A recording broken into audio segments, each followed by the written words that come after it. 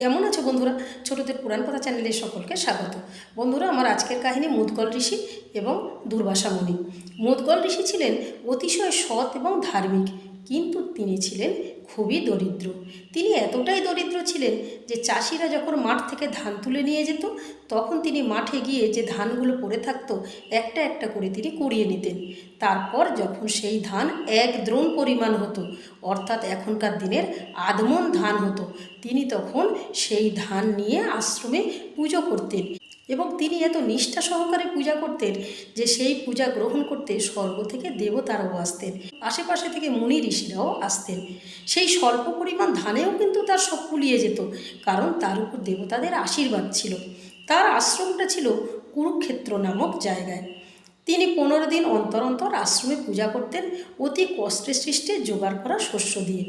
একদিন দুর্বাসা মুনি মুদগল ঋষির আশ্রমে এলেন। মুদগল ঋষি তো দুর্বাসা মুনিকে দেখে প্রচণ্ড ভয় পেলেন, কারণ দুর্বাসা মুনি যে ভীষণ রাগী মুনি। তিনি যেমন কর্কশ তেমনি রাগী। তার মুখ দিয়ে সবসময় বাজে কথা বেরোতো এবং অভিশাপ দিতেন। তার গায়ে কোনো বস্ত্রও ছিল না, দেখে তাকে পাগল বলে মনে হতো। তপস্যায় সিদ্ধি লাভ করা ঋষি বলে তাকে মনেই হতো না। তাই দুর্বাসা মুনি যখন মুদগল ঋষির আশ্রমে এলেন, মুদগল ঋষি ভয়ে ভয়ে দুর্বাসা মুনির সেবা শুশ্রূষা করতে লাগলেন। আধমন চাল রান্না করে যে ভাত হলো সবটাই তিনি মুদগল ঋষিকে দিলেন। আর মুদগল ঋষির কি পর্বত প্রমাণ ক্ষুধা ছিল, সমস্ত অন্ন তিনি খেয়ে নিলেন।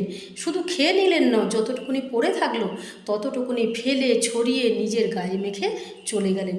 তার একবারও মনে হলো না যে এই পরিবারের মানুষরা কি খাবে। 15 দিন পর আবার দুর্বাসা মুনি মুদগল ঋষির আশ্রমে এলেন।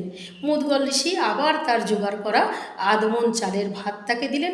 দুর্বাসা মুনি একইভাবে খেলেন, ফেললেন, ছড়ালেন, চলে গেলেন। এইভাবে পরপর 6বার দুর্বাসা মুনি মুদগল ঋষির আশ্রমে এলেন। মুদগল ঋষির কিন্তু দুর্বাসা মুনির এই ব্যবহারে এতটুকু রাগ হয়নি। তিনি প্রশান্ত মনে দুর্বাসা মুনির সেবা করতে লাগলেন আর নিজের পরিবার দীর্ঘদিন অভুক্ত থাকলেন। বন্ধুরা, আজকের এই পর্যন্ত। পরের দিন বলবো এই কাহিনীর পরের অংশটুকু। আর আজকের কাহিনীটি কেমন লাগলো তোমরা লাইক কমেন্টস করে দিও। যারা এখনও আমার চ্যানেলটিকে সাবস্ক্রাইব করোনি তারা আমার চ্যানেলটিকে সাবস্ক্রাইব করে